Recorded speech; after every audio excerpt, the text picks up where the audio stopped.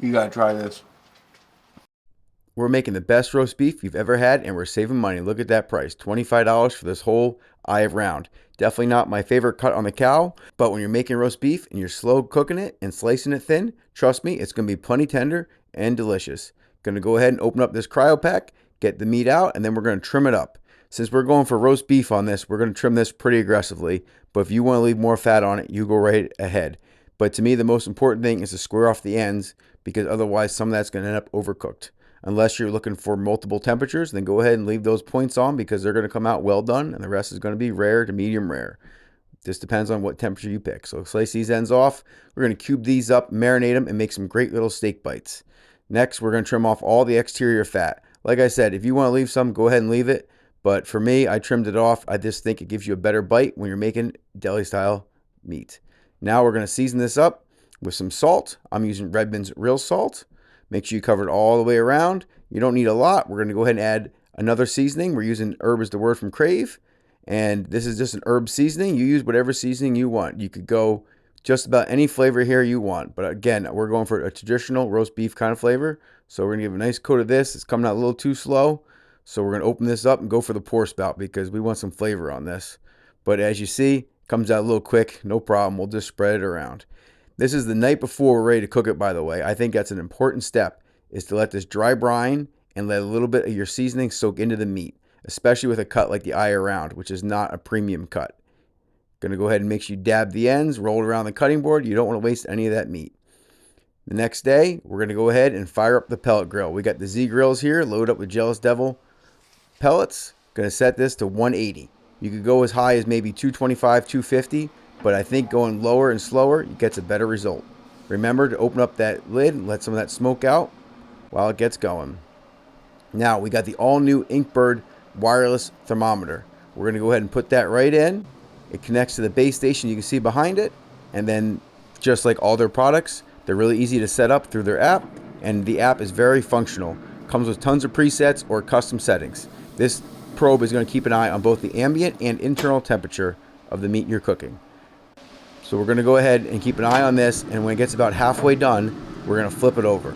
I'm going for an internal temperature of 110. Remember, it's going to rest up about 10 degrees. If you like your meat a little bit more cooked, no problem. Just set that to a higher temperature. Right here, we're setting around 60 degrees. So won't be too much longer now. This goes pretty quick. All right, it's time to get it off.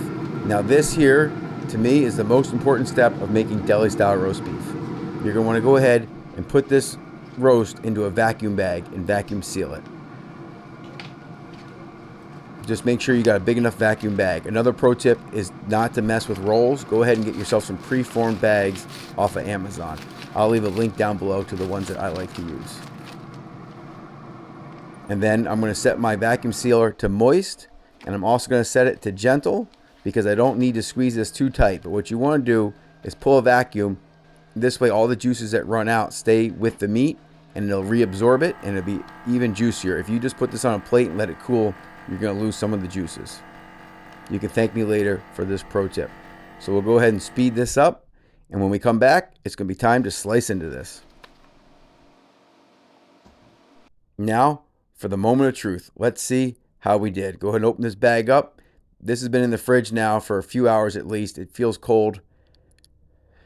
So let's see. Did the Inkbird wireless thermometer do a good job?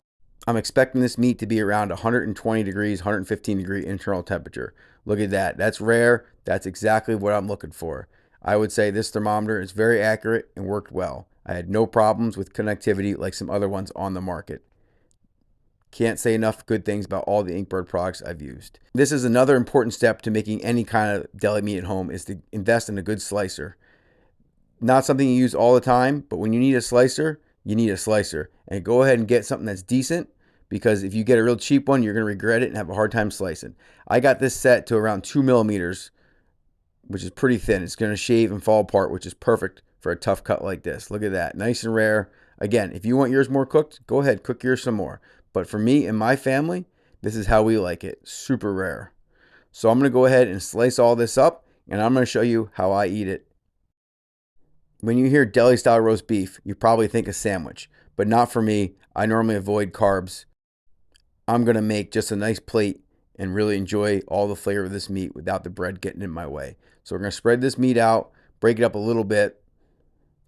Next, we're going in with some homemade horseradish sauce, which I made in my own mayo with avocado oil, egg, apple cider vinegar, Dijon mustard, and then we just added some prepared horseradish to it, trying to avoid the seed oils here. Next, we got shaved onions because good rare roast beef requires shaved onions.